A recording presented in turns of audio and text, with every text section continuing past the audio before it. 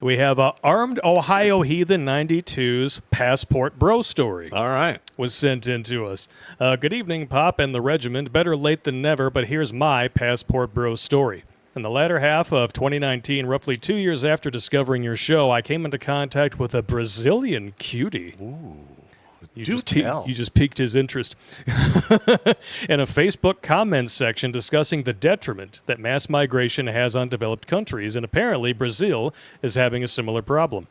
Pretty soon we messaged back and forth about any topic under the sun, and we grew attached, and I began to entertain the idea of having an international girlfriend. Big mistake. Then, sickness that shall not be specified, happened and shut down international travel. I saw this as much of a blessing as I saw it as a curse because it gave me more time to vet her to make sure she was legit and not a scam or a catfish. Fast forward to February of 2023, she applies for a tourist visa to the USA, and it got declined. Plan B, I dusted off my passport and made preparations to fly down there in June. After 4 months of learning Portuguese, hitting the gym, and making travel preparations, it was time to embark on what has been the biggest journey of my life so far. After a 12-hour flight, I get through customs with no issue, and there she was. She looked just like her photos. 5'2", curvy, but not chubby. After getting settled into her place, we got to her mom and grandparents' place where her whole family was eager to meet me. She had 4 brothers who had spent the past 2 weeks learning English just so they could hang out with me. For 2 weeks, she took me to the beach, her favorite restaurants, and a handful of historic Italian and German immigrant villages that have been there for several generations. And nothing really tops authentic Brazilian cuisine. Steak and rice are a big thing there. Yep. Make my mouth water, bro. On top of all that, we spent half our time together working out at her local gym and shagging, sometimes 2 to 3 times a day. Best vacation ever. But all good things come to an end, and I had to return to the United States. Upon returning, I consulted with an immigration lawyer about the best course of action to fly my girlfriend to the States because I wanted her to get an idea of my way of life here before making serious commitments. She was denied a visa for the second time, and I found out later the reason why.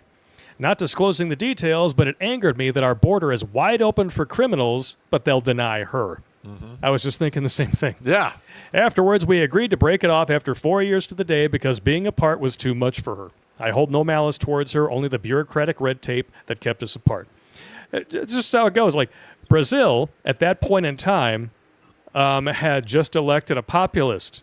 And if she's based at all, they're probably going through her social media, seeing what she's talking about. And I guarantee you that's why her visa was denied. Well, listen. They do that shit all the time, bro. A former commander of mine went to Afghanistan, met a Kurdish woman who was an interpreter and wanted to bring her back to the States. And he was getting all kinds of problems, even though she was getting paid for being an interpreter in Afghanistan and what have you. And it took, well, I shouldn't say I had a leading role in this. I would say I contributed, but I was one of 18 individuals who bombarded the State Department with letters of support for this particular guy. And he's still married to her today and has 3 kids. Nice. So it's been 15, 13 years-ish. That's about right. I've been married 11 myself. Yeah, so I'm past the first review. Yeah. 7, 13, 21, 24. Yep. Because I remember when he came back and he was all like butthurt. And I'm like, dude, here we go. And then he started showing me pictures of her. And I'm like,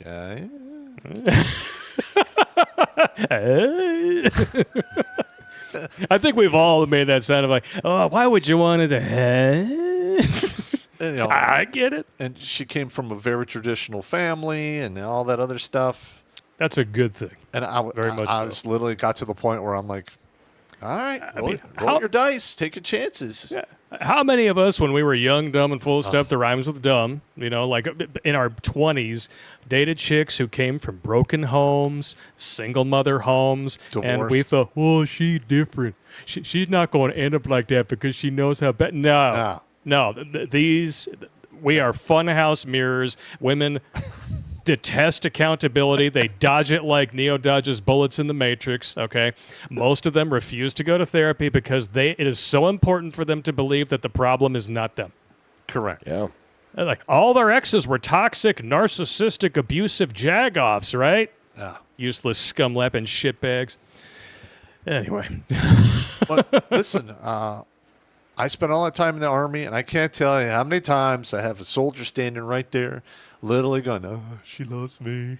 It's different." But she's a stripper, isn't she? good But I'm people. going to get her out of that line. And I thought I was immune to that. I thought I was immune to that until it was my turn. You thought you did it. The thing is, you did do everything right. It's kind of like falling down. When Yes. he's like, am I the bad guy? How did that happen? I did everything they told me to do.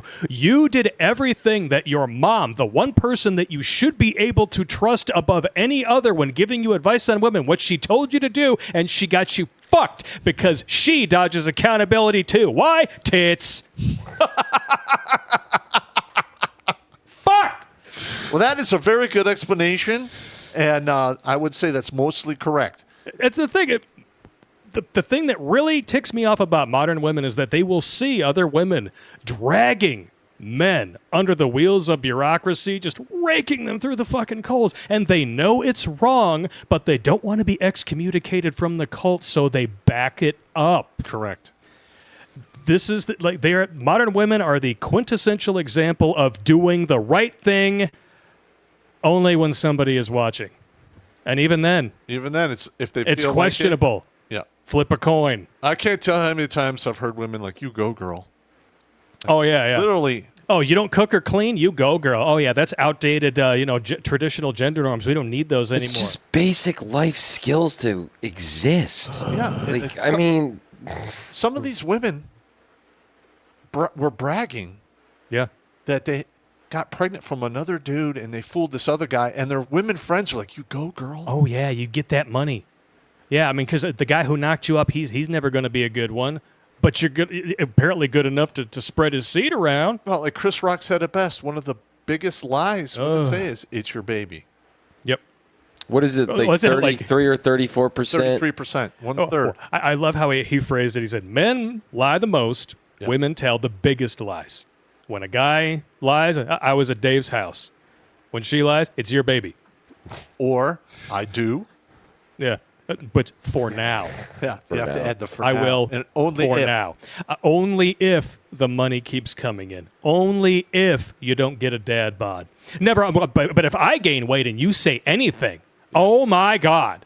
Because we're running into the PMS, DMS situation. Yeah. Watch Grunt Speak live every Tuesday and Thursday at 8 p.m. Eastern. And if you want to join Pop for Supporter Sundays, go to redonkulous.com/donate and make a monthly pledge. A link is in the Meat Gazer box.